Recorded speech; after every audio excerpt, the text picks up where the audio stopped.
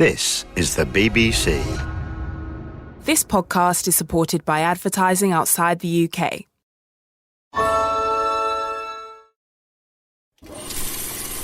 You decided to upgrade your outdoor deck, so you ordered the essentials, a power washer, a set of patio chairs, and a shiny new grill. And you used your Bank of America customized Cash Rewards credit card, choosing to earn 3% cash back on online shopping and up to 5.25% as a preferred rewards member, which you put towards your most essential deck addition, a bird feeder. Apply for yours at bankofamerica.com/more rewarding. Copyright 2021 Bank of America Corporation. BBC Sounds. Music, radio, podcasts.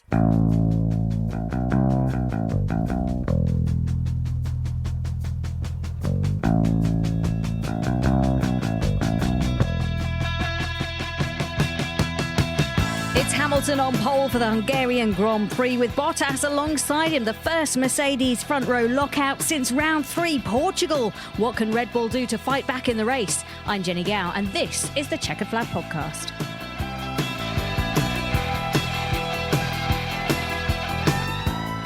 So pole number 101 for Lewis Hamilton. He'll be alongside Valtteri Bottas with Verstappen and Perez on the second row of the grid. Jack Nicholls and Jolyon Palmer discuss. There's so much to talk about after this. But first of all, Jack, let's just say that Mercedes did good. They've locked out the front row. Hamilton on pole. Yeah, and they did it on the first run. No improvements on the second run from anyone. So it was the first run. And Mercedes looked quick all of a sudden, didn't they? Maybe the slightly cooler conditions compared to yesterday, but they managed to find the time, secure pole position.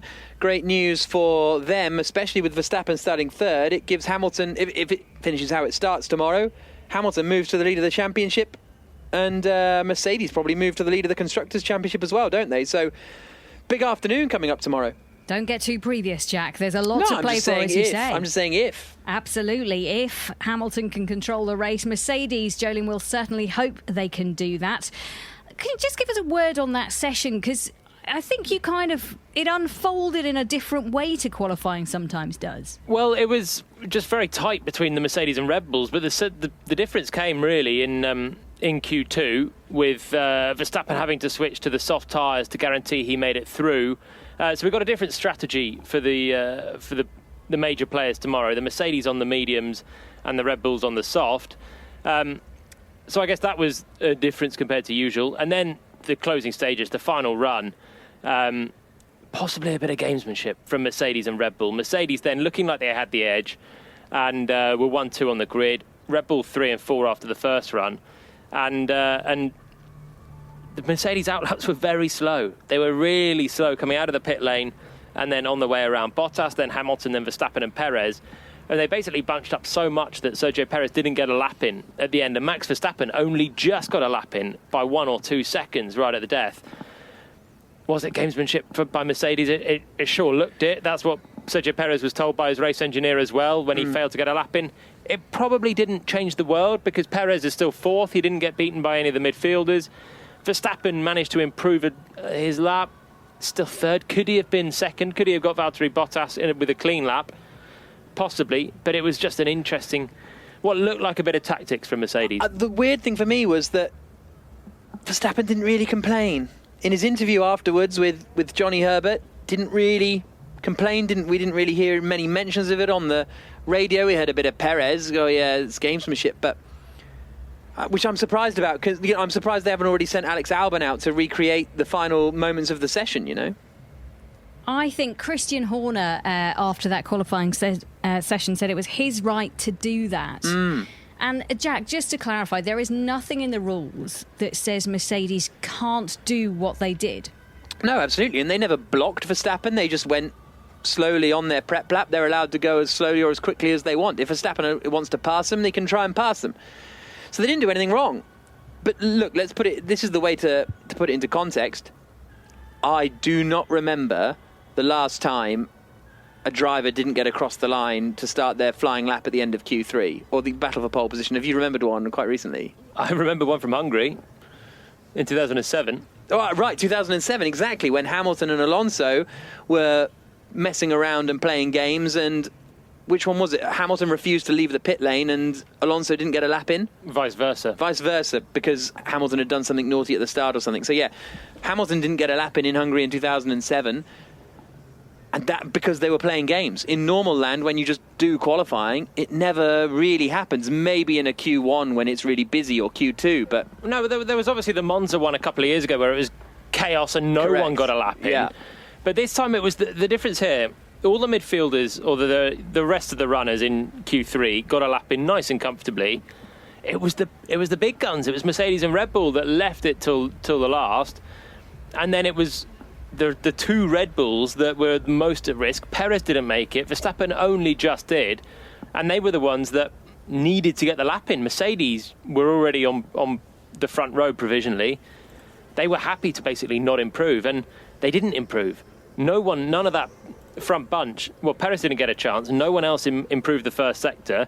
Hamilton even locked up his right front into the final corner, indicating maybe his front tyre temperatures weren't there. That was backed up by the fact that no one managed to improve the first sector of that pack either. But as Jack said, what did they actually do wrong other than a bit of gamesmanship? Did they break any rules? I don't think so. They did the outlap at their pace. It wasn't... I don't think it was unnecessarily slowly. They were very slow crawling out of the pit lane. But could Verstappen have overtaken them on the outlap? It looked like he was maybe going to. Should he have done, Jolyon? Is that the point? Should Perez and Verstappen have just gone, OK, let's just get around these Mercedes if they're going to play those games? I think for me, it took so long to realise that the game was happening. Like, when they were coming out of the pits, it looked like they were playing games, but there was plenty of time to go. Coming down towards turn 12, there was ages to go, and even though it looked like they were maybe playing games, the situation never looked that desperate almost until the last couple of corners. What I don't know is the gap that Bottas had ahead of him. Yeah. Was Bottas just unnecessarily backing everyone up, or was he backing himself up from a Gasly or a Norris? And that's what I've not seen, because the cameras were all showing Hamilton and Verstappen predominantly, but Hamilton was backing up from his teammate. So it all starts with Bottas. If Bottas was just backing everyone else up for the sake of backing them up, then I think you'd say it's a little bit unsporting to try and get everyone else to time out, basically, when you're on provisional pole. I think that is unsporting. It's not against the regulations, but then you end up in that situation where so it was about 2.5 minutes to go when they left the pits. So they were all leaving it to the last minute. Red Bull are further out of the pit lane than Mercedes. So Red Bull have chosen to go behind Mercedes with not long to go. You know, I think that's probably why there's not that much, let's say, outrage from, as Christian Horner said, you know, he's entitled to do it. It's almost like a bit of a, okay, touche. We chose to go behind you on the track, and this is what we get for it almost. That it's always the worry when you're last across the line. In theory, it's the best place. You're the best track evolution. You're following the Mercedes with the quickest car. You can choose your gap, and whether you want a tow or not, and the rest of it is the best place to be. But the risk is you go so late that you time out. I think they had time when they left the pits, but when you got the Mercedes ahead, you got to be a little bit wary that you could be backed up. And occasionally we have seen it. And this was another one. And there doesn't seem to be a huge amount of complaints from Red Bull. We've got an interesting Grand Prix tomorrow, regardless, because of that tyre choice, though, from the Q2 moment. We'll talk about that in just a moment, but let's hear from the man in pole position. It is Lewis Hamilton. Lewis, from the outside, that looked like a wow lap. Look at whoa, people. Hey, there's enough of that. Lewis, brilliant lap. From the outside, it looked absolutely brilliant. What was it like in the car? Yeah, it was an amazing qualifying lap, that last one. I think it's been amazing teamwork from everyone this weekend, Valtteri included, you know, just trying to push the car forwards, developing constantly. The guys back at the factory, you know, just not left any stone unturned. So it's been amazing to see everyone coming together and rallying up and pushing forward. So, and I appreciate the great support I have here. Honestly, I've never actually felt so great with the booing. If anything, it just fuels me. So I don't really mind it. It's all right. Well, what about the choice? Obviously, you've got that pole position. You've got those soft, medium tyres as well. Now, that does seem to be a good thing for the race tomorrow. Are you expecting that Red Bull to maybe challenge you down to turn one? Well, I think the soft tyre is worth something like 5 meters down into turn one. It's a long way down to turn one. So, yeah, it's surprising to see the guys behind us, obviously, everyone, most people, I think everyone in the top 10 on the soft, except for us. We'll see. It's definitely great having a lockout for our team. It's the first time in a long time. So big thank you to everyone back at the factory. And I hope the weather's good for everyone tomorrow. Enjoy the sun and stay safe. Yeah, well, you have a good one tomorrow. Great. Your pole man, Lewis Hamilton, everyone. So, Jolyon, Lewis Hamilton getting quite a lot of boos when he was doing his podium speech with Johnny Herbert. Haven't heard that for a while. Johnny Herbert tried to silence it, but uncomfortable, awkward when everybody boos the person who's in pole position. Yeah, it hasn't happened for a while. Drivers have been booed for dominance before. I think Lewis Hamilton's been one of them. Certainly Sebastian Vettel was massively back in 2013 when he was on a real hot streak. This is obviously the fallout from the Silverstone moment. A load of Dutch fans in Budapest. A load. Well, imagine if we were in Zandvoort. Imagine if we were at Zandvoort right now. It would be 10 times worse. So, but this is the atmosphere. Okay, Verstappen wasn't booed at Silverstone, and that's the difference. You want to see the drivers treated with respect, but I think Verstappen would have been a little bit fueled by the Silverstone atmosphere of all the Brits behind Hamilton. And Lewis said it himself. He's motivated by the boos. You know, to be the sort of panto enemy, you want to get that reaction out of the crowd as well. So I think in this case, they're not booing because he's just too dominant, he's just too good or whatever. They're booing because of what happened last time out. But the rivalry is there between Mercedes and Red Bull, and Hamilton is thriving off it. Verstappen needs to thrive off it as well. It's part of sport. That's exactly it. Booing's really interesting because I go to the football and support my football team. You boo the opposition, like you just do. When they go into a corner, you give them a little boo, and like, is that fine? Is that nice? Is that polite? I don't know. Those are questions to be asked, but like, surely if it happens in football, it's going to happen in motorsport. It's going to happen in, I don't know. I don't know. I find it a really interesting concept. It's the same when, there was this whole discussion at the Euros about booing the national anthem of the other team. And I'm not saying it's right, but it's just kind of always happened. No, you don't boo a national anthem. Okay, no, so fine, that's the line. I think that's a line of respect. Okay. And I really don't agree with the booing of the national anthem. I'm not saying I do, to be clear, but I'm just widening the discussion out a little. I think. But booing another player is fine. Booing the opposition players, it's just when they're coming to take a penalty. It's just tolerated in the bigger picture of sport, isn't it? And it's maybe it's not. So should it be tolerated in Formula One? It's part of it. You can't ban booing. What do you do about it? Yeah, I think to boo a national anthem, I think is a bit disrespectful. Mm-hmm. But to boo the odd person here or there, I'm not for it. But what you do about it, really? I think it's endemic of the season that we're in, isn't it? We're in the middle of this epic battle between two fantastic drivers in Verstappen and Hamilton, which is got very, very personal and very real between Red Bull and Mercedes. We're seeing a more partisan crowd because it's split. It's just split now. It's not, I like that driver, I like that. It's Red Bull versus Mercedes out there. And this is the thing after the Silverstone clash. It was so divisive between F1 fans. I've never seen it so them against us the other way, whichever way.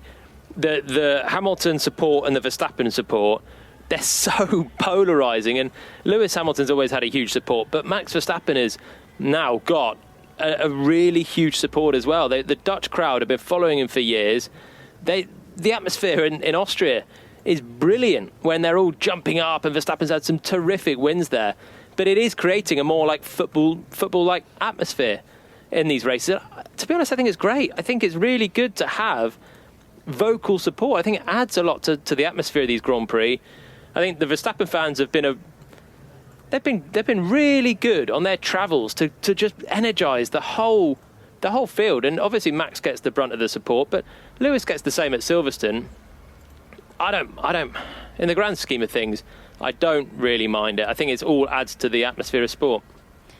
It's nice to have the fans back as well. I mean, we haven't had booing for such a long time because we haven't had fans. Silverstone was the first one with full capacity. This one seems pretty much up there for capacity as well. So the fans being back adds to the drama, it adds to the feeling. Stuart Pringle, I think, the MD at Silverstone, said it makes the sport. So an important part of the weekend, I suppose. And as you say, Jolyon, both drivers can use it to fuel their own fires.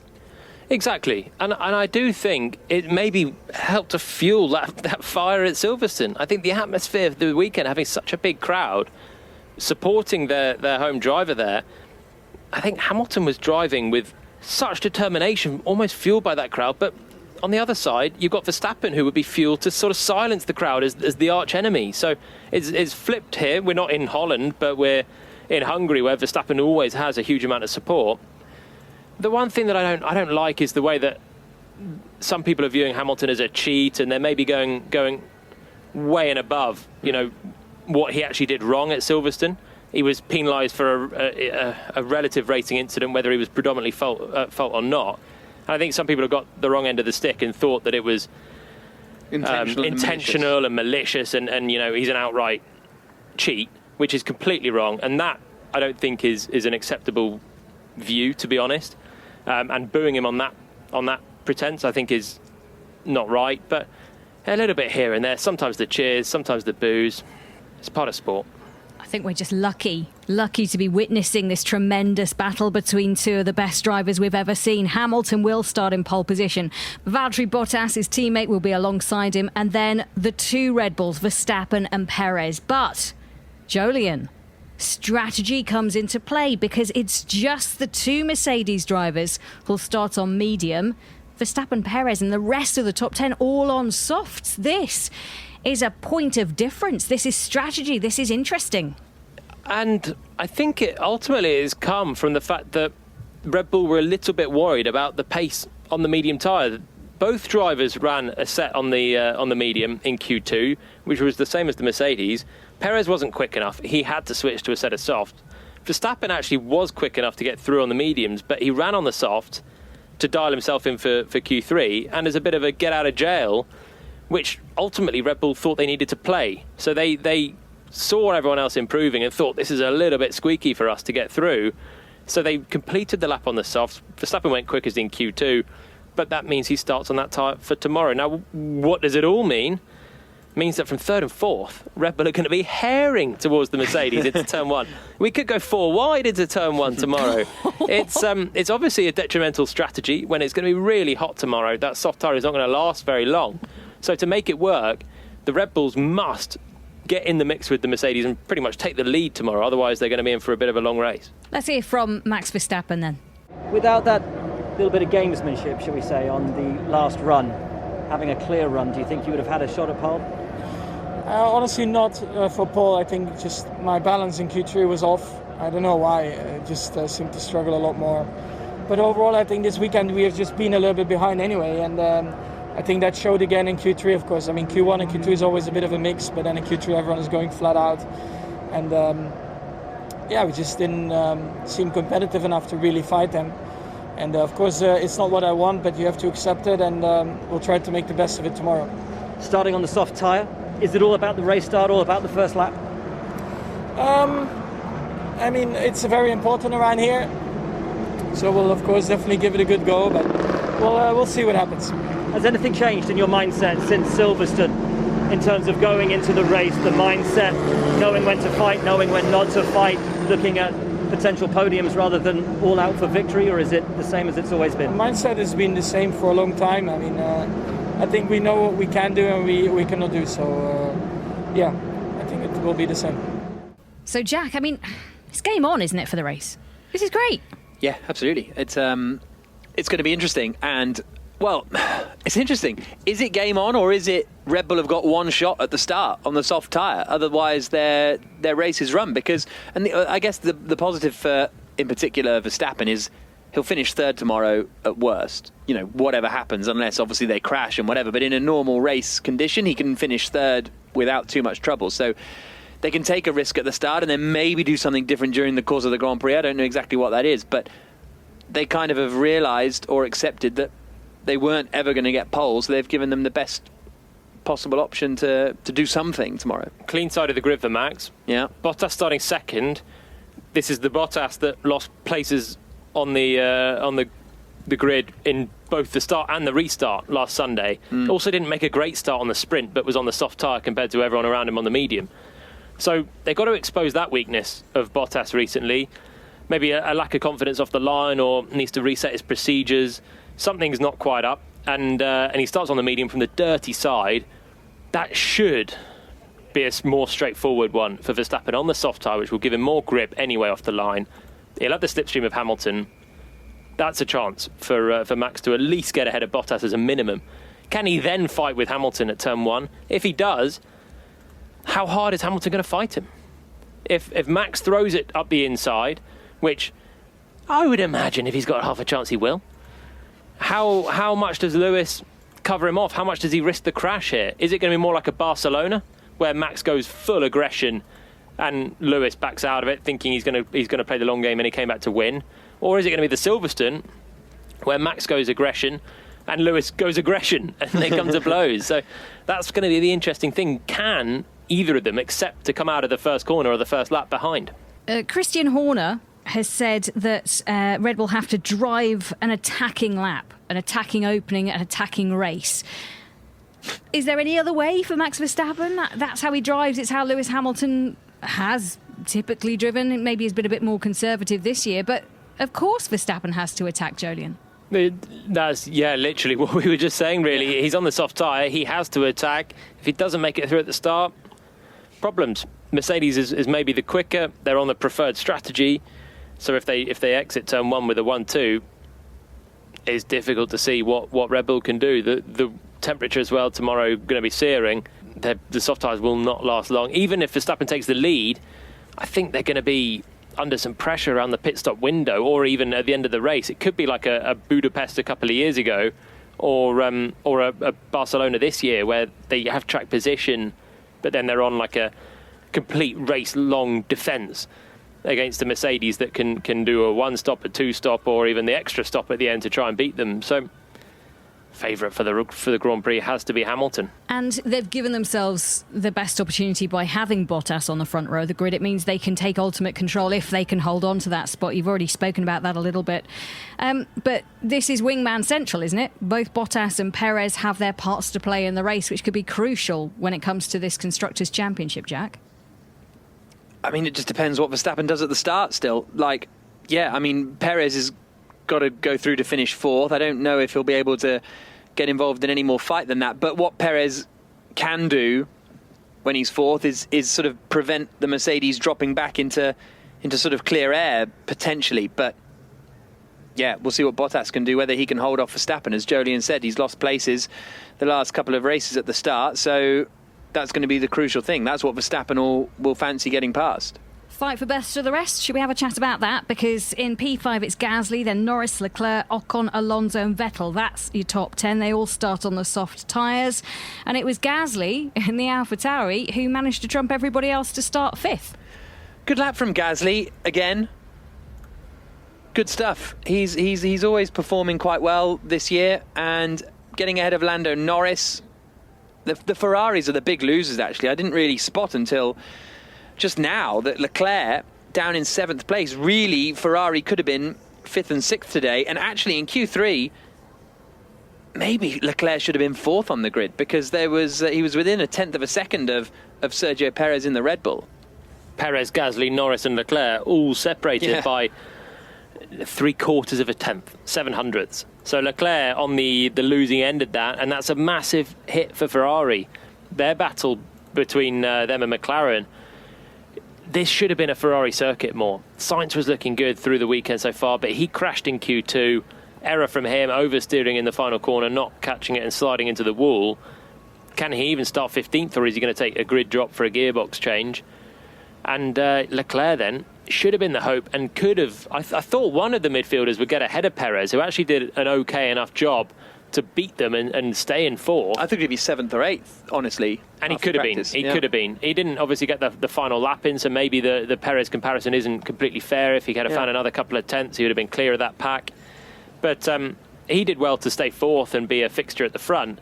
Leclerc by a tiny margin. It's literally 13 thousandths from Leclerc, Norris and Gasly. And is Gasly the hero today? Another strong qualifying performance. Can he stay there in the race? So many things have gone wrong for AlphaTauri in the races this year. With Norris and Leclerc behind, I think it'll be tough. Just a quick thought. I don't know if I mentioned it, but Verstappen went 0.3 slower than his Q2 time. Did we say that in the pod? I don't think we did. No. But that in itself is a bit of an odd one, because that Q2 time would have been good enough. For second, yeah. Yeah, it would have beaten Bottas. Yeah, he felt he had no grip on that first run in Q3, and then the last run in Q3, he was just very slow in the first sector. Yeah. Pulled some time back through second and third sectors, but it wasn't enough, and he was just 1/10 behind Bottas. Yeah, sorry to jump around. I just remembered we hadn't covered that off. Good day for Alpine, 8th and 9th, but Ferrari really what could have been, I suppose. Yeah, absolutely. Elsewhere, as you say, bad day for Sainz having his crash. Schumacher didn't even get into qualifying as well. He's got a 5-place grid drop, but starts last anyway. And Tsunoda out in the first part of quali when his teammate gets through to 5th. It's just, there are some drivers who are just having a tough time, and they must in a way be looking forward to the break by now, Jolyon. Absolutely. Been there myself, and you're looking forward Were you looking forward to the break? Yeah, 17? You're looking forward to getting away a little bit and having a reset. When it's race after race and you're having a bit of a tough time, you just want a bit of a chill time, relax, regroup, and come back after the summer break. And I actually think it helped me in 2017 as well, just to have a bit of a refresh. The races, they're so intense all the time, and if you're having a tough run of it, you do just need a bit of a reset and come back. And Yuki had a crash yesterday, qualified poorly today, never really recovered from that crash. So, tough time for him. Scored a point last time out at Silverstone, which was more encouraging, but he has made a lot of errors this year. It's his rookie year, and it's understandable, but Red Bull are normally very ruthless with rookies coming through, and I think Yuki would be under a little bit of pressure in normal times. As with Daniel Ricciardo, another tough day for him out in Q2. And he'll probably be another driver that's looking forward to the summer break now. Lando Norris doing a good job up in 6th, half a second quicker than Ricciardo in Q2. Ricciardo's McLaren form continues to be a bit of a mystery. Taylor, the races as well are going to come so thick and fast. We're still waiting to hear what the exact calendar is going to be for part 2 of the season, but triple header planned after triple header, new tracks, going further afield than we've been for 2 years. This is going to be a really aggressive second part of the season. So I know we spoke in the preview podcast about the frame of mind you go into the break with, and you'd want to be on top ideally. But actually, there's so many races still to come. This is only round 11. We've got 23 races this year. Jolyon, just put it into context. We heard the boos for Hamilton. We talk about F1 in quite, I think, a loose way sometimes. But actually, what the drivers do, what the teams are doing, the engineers and mechanics, this is hard graft for a lot of them. Yeah, for everyone. It's a relentless calendar. And actually, we're in the soft part of it still. To be honest, I'm looking through the rest of the calendar and it's triple header, week off, triple header. It's really tough, and a lot of flyaways to come as well, pending calendar reshuffles. So it is tricky. It's, draining on drivers, but also team personnel, mechanics doing pit stops. We saw a few pit stop errors at Silverstone, for example. And it's this relentless pressure and concentration that does catch up with you a little bit. And in the book of 2021, we are literally coming up to halfway. There's so much more to come, and so much has unfolded. But, the story's definitely not written yet. There's so much that's going to change, I'm sure. Well, Hamilton is in pole position for the Hungarian Grand Prix, his 101st pole, and it could be his 100th win. Jack, we don't talk about numbers too much, and certainly the drivers don't, because it's just another number, but his 100th win, I mean, that's more than a lot of constructors. Yeah, it's remarkable, and it'll be quite something. But as soon as he's won the 100th, it'll be the 101st, So he'll end his career with more than 100 wins, which is something quite spectacular to be so far clear of the rest of the field in that terms of statistical fight. Well, let's see if the gamesmanship continues. Let's see what happens in the first turn. Make sure you join us. We'll have full coverage of the race. Thanks to Jolyon, Jack and the team. This has been an IMG production for BBC Radio 5 Live. Benny, we've managed to rinse all of my contacts now for this podcast. Well, fortunately, my black book bulges way more than yours. Wait. It's quality, not quantity, my friend. You keep telling yourself that. I'm Spencer. And I'm Jamie. Join us in our mission to reach a celebrity and find new friends using 6 degrees of separation. Who do you think we will snatch next? All will be revealed. I mean, we don't even know who we're chasing yet. Oh, the suspense, Spencer. 6 degrees from Jamie and Spencer. Only on BBC Sounds. BBC Sounds. Music, radio, podcasts.